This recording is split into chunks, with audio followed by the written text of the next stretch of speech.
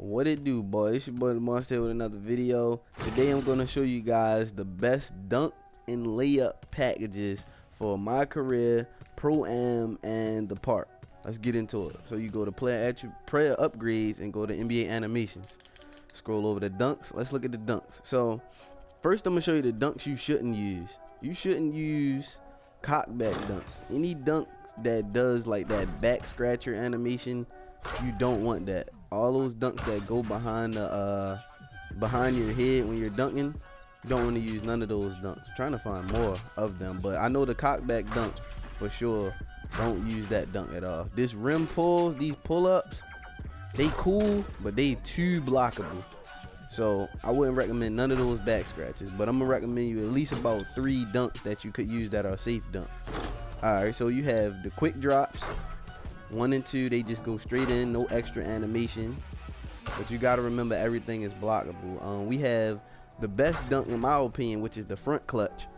And all you have to do with this dunk is literally just push the analog forward. So if you think about getting a steal on a fast break, you're running, you're going, and then you just push the analog forward while you're holding the turbo button, and you're automatically going to do a front clutch every time.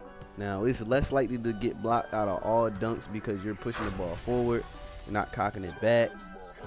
The only way it's going to get dunked is if you make a bad decision, but that's pretty simple, pretty easy. Front clutch is one of the best dunks. And then lastly, you could probably add, you can incorporate the switcheroo if your dunks are high enough. Let's show an example of the switcheroo, which I can't use because I'm an outside scorer. But you see the switcheroo goes from one hand to another good dunk that will confuse your opponent. Yeah, that's it for the dunks though. Now layups, of course, the #1 layup has to be Stephen Curry. Now before I show that, I will say the wall layup is pretty slick. I like it a little bit. I would never recommend Jordan layup package. I've seen it get blocked a million times. It's pointless. It's dumb. But the #1 layup for all you inside scorers, even scorers like me who don't have inside, I could show you. Like, look where my inside score at. Look how low it is, but I still make the Stephen Curry layup. So I'm gonna show you some examples right here of how it look. If you've never seen it before, let go of the R2 button and you can just press square every time. You don't have to use the analog if you don't want to, but you can. But there you go. It's very, very, very rare to get blocked. So you definitely want to use Stephen Curry 24/7. But like I said, for those people with the high insides, you're gonna have a much more success of making it, because this layup does miss when you do it on certain angles and certain crowds. Like right here, this angle would be the one that missed. But of course I can't perform it because I don't have a defender, but you'll know what I'm talking about once you start using it. But however, this is the one that's the hardest to block. Look at the arc on it, how high it goes in the air.